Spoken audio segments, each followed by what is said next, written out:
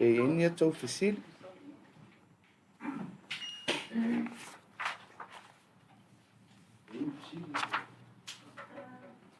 Afioga ia fesili atu lava le tulaga lea o tatou ofisa o fesili ia o lau afioga foʻi o le minista i le pisasi.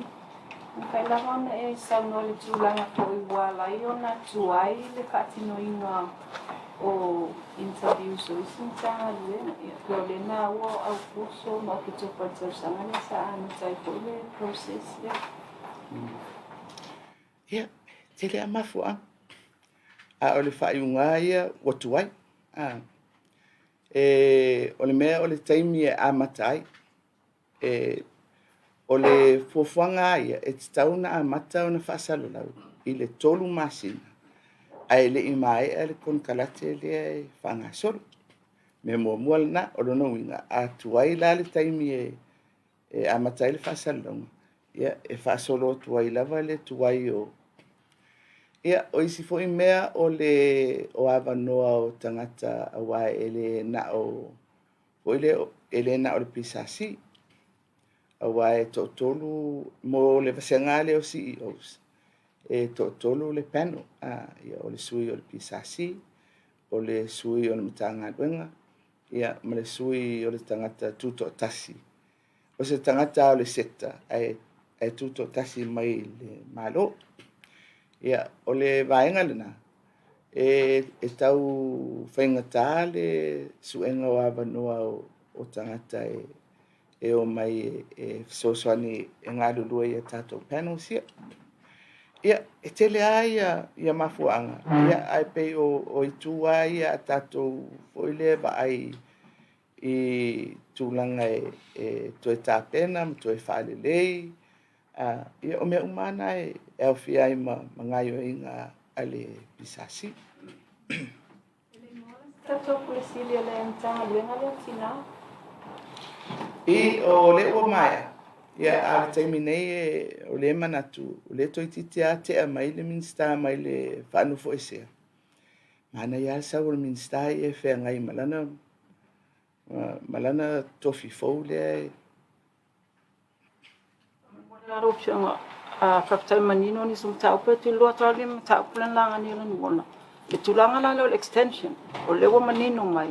Awa umale KONOKARATE uma se ivanga na o ye se mafua o ani mafua anga ta u la fai ona grant extension o CEO. Pamungo. o le tele a taimi ka faapea o iai ni galuega o lea pe sa tau o lea tau ave le ofisa sili o pulega ia foʻi lea e manaʻomia ai le nufo ai pe e faauau pe a faapea o lea la a very ia le KONOKARATE ona ua tuai le faagasologa ae o le mea ai foʻi lea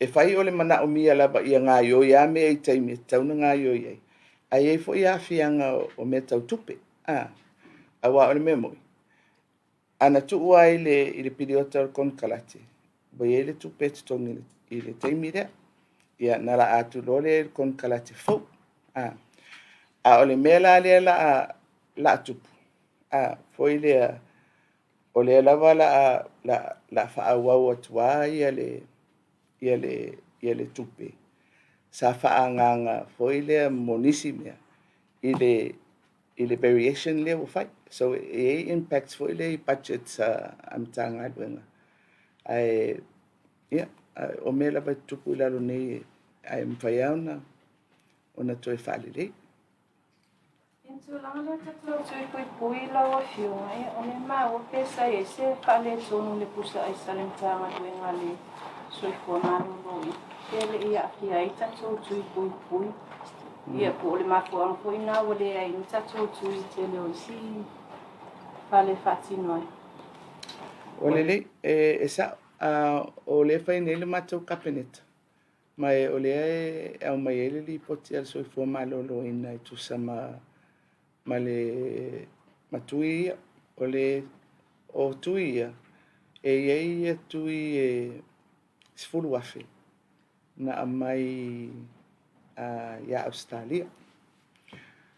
Pea o le vai aso lea na sauai le va'alele lea na mauai tatou suina lave le COVID. O le vai aso fo'i lana na taunuu mai ai le supply lea e 10 afe. I lau tau mau atu la e le se whaatali atu ia le li poti al Matagaluega. E pei o se vaenga o tui ia na mai a Australia le e Afioga. Lau pena kamon mole o le mau atu tolu CEO to tasi le o whaamutalan KONOKARATE man to ilua le o mana. Au leo te man to atu whaalonglonga tu fo i le sui Palemia ka peo le au Fiame mana na CEO po.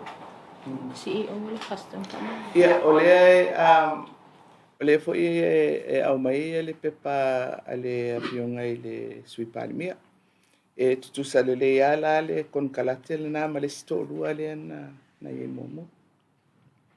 Na Afioga i le ia olo i tala mai atu nu mamau. Ia olo i ke taua i nga Ukraine ma Rusia. Ia isa o isa noanga le tatu taitai. Pe isa afianga i Samoa ko e kuin tatu tangata o i oloa. Ia ko i popso tai ko ia. O tele o i loa pe o i tangata Samoa. Ai o le whaarewalawe le tupui o le Ukraine. E ia afianga po i le molaulangi atoa. Ai mai sea mo meo sapalai i me tau swau. O nau le area umale na e source mai ai i swau o to tele o laulangi. Ia, so se mea lava e tupu ai se whetena inga tele. E tele a lona afianga. Ai mo tātou ai. E pei o le mea lena e vave tapue. I tūlanga o mea mo o mia tātou. Ia, o le swau ua. A whapea la e ono a fia ia ala e whewa i ai ia waa. Po no fuanga fo i olo o sauce mai ai ia swau. I le whalawelawe le tu. Ia, o te loa mo tātou ai. That's the most immediate impact in whai ona tu. Yongale o le sabo mai kisa si pate suso ngale the CEO ale Ministry of Customs and Revenue o awe on the same. Ape lo tasia tu le Kapeneta. Salo o le Kapeneta whaisina tele o matou pepa. Salo o Kapeneta o le vai asofou. O le aawe ele li poti a le pisasi e tusai ma le suesuenga i mtaupulna.